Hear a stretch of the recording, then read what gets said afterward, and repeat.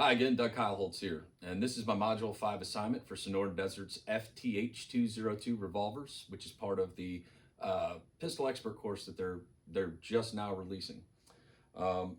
Today we're back with our last week of the Taurus 856. So to start things off, we're going to go through, make sure the revolver is as clear as possible. Okay.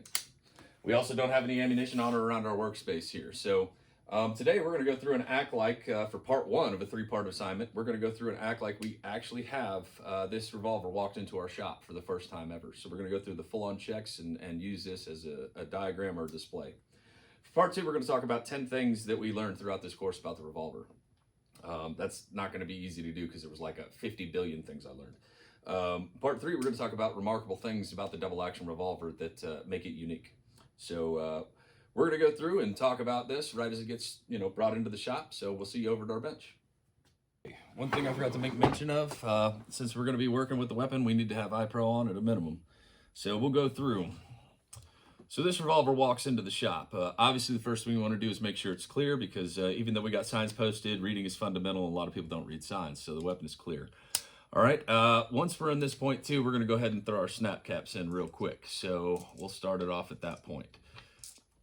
All right, with the snap caps in, we're looking around the exterior of the revolver and we're annotating anything that appears out of place. Makes it not look like the revolver, and we're annotating anything that appears out of place. Makes it not look like this revolver was the way it should have been coming from the factory floor and purchased in the store. We're talking scratches, dings, dents, anything all the way around the entire revolver to include the grip, the sights. We're going to look into the crown. All right, we've got a flashlight to go through, shine down into the muzzle and see if we can see everything. Make sure there's no pitting, rust, no issues with lens and grooves and so on. So now that we got our snap caps in, we can go through and start looking at the overall health of the revolver. We've also just completed the first cycle of operations, which is feeding. So now we'll go through and we're going to check by holding the revolver up and looking just at the bottom window here between the lower part of the frame strap and the cylinder, like Kip Carpenter told us to do in the Module 3 lecture.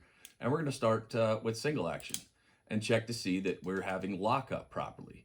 All right. So we fired the first one. So we have unlocking, chambering, and locking for our next three steps that are going on simultaneously in the cycle of operations. Okay, so we have three of them. Let's go to double action real quick. We want to put some resistance on the cylinder for both. Go back through single action with resistance on the cylinder. And we're good. We're not getting any hangups or anything. So next thing we want to check is extracting and ejecting. All of ours come out free and clear. There's probably no issue within the cylinder with any stoppages or anything. Also, while we have everything open, we'll be ready to go. We're going to grab our ruler and check our concentricity of our extractor rod. Okay, and then with having the cylinder open, we can now look at the breech face side or the forcing cone side of the barrel to see if there's any pitting, rusting, and so on. Additionally, while we're at this point, we can go through. I had my feeler gauges a second ago. We can put everything back in place and start checking our cylinder gap and our end shake. So we've got our feeler gauges for that. We're ready to go for that. Additionally, we'll have to reach for it. But once we take the side plate off, we'll show you how to use, or we'll talk about the firing pin protrusion gauge. All right. So once we're at that point too, now we can go through and check our headspace. The last thing that I would want to do is grab my rod and take a measurement of the barrel, both from the breech face, just the barrel overall, and then from the muzzle to the breech face so that I have those measurements ready to go as well. Additionally, I want to be able to go through and cut a smaller patch that'll just make engagements so that I can not only check the lens and grooves for twist rate if I need it, but also to let me know if there's any bulges in the barrel or any issues or inconsistencies within the machining. So we're going to go ahead and remove the side plate and the grip. Once we've removed the side plate of our revolver, we can actually go through and check our sub-assembly functions checks while we are in this position as well. Additionally, this is the perfect time to go through and after doing your sub-assembly checks with the side plate off, you can go through and begin your disassembly and get a more detailed view of the wear on each part. But also something that can be accomplished at this point is now you can get your firing pin protrusion depth with a firing pin protrusion gauge and some calipers or micrometer. So that's a valuable note that we need so that we can assess the health of the revolver. We can also see how our springs look and if they're rusty, if they have kinks in them, binds, so on and so forth. So we'll get an even more detailed explanation of what we need from the revolver, or what the life of the revolver has been like once we get in underneath the side plate. For part 2, we're asked to find or talk about 10 things that we learned on the revolver platform. In part 1, I did more than 10 checks and inspections. The only thing that I could have easily done on my own as a gunsmith before I took this course was get my trigger pull, which my trigger pull gauge is over here. That's the only thing that I didn't talk about, which I would have done for any weapon coming in the door. So standard check, but the entire inspection process, thank you. And also thank you for pushing us to think like a gunsmith. You know, that's one of those things that I take for granted every time I look at a gun, and you know, but that's because all of them are mine.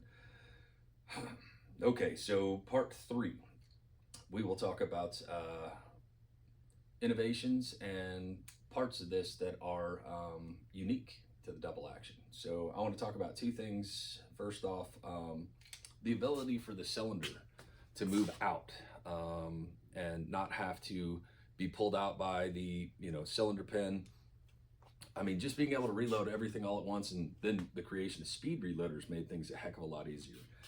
But imagine being in a fight with the reloading gate open, and you're patiently trying to eject 1 round at a time and load one in and probably fire around a corner or some rock or something. I mean, how many people were actually drilled in that? How many people dropped rounds? How many people, and that's not even talking about paper cartridges. Let's say they wanted to swap out the entire cylinder. Ingenious design from Smith & Wesson to have that come out. Another ingenious design, I think it was Ruger that created it, the transfer bar. So the transfer bar and the bobbing of the hammer here, very, very intelligent design, with making it to where while the revolver is in carry state, the hammer cannot strike the firing pin because the transfer bar comes out of the way, and there is no extension for it to strike the firing pin. It's impossible in this configuration. So I think that's very cool. So those are very unique features in the double action revolver. And this has been an absolutely excellent course. I've learned so much that it's hard to quantify it in numbers and just stop there. So thanks again for stopping by this week. We hope to see you next week. Next week, we'll be getting into our Module 1 for our striker fire pistols. I've already got my kit. I'm also going to try and post a bluing video showing the bluing process for this whenever we finished it out, and then also an unboxing video. So we hope to see you next week, and till then.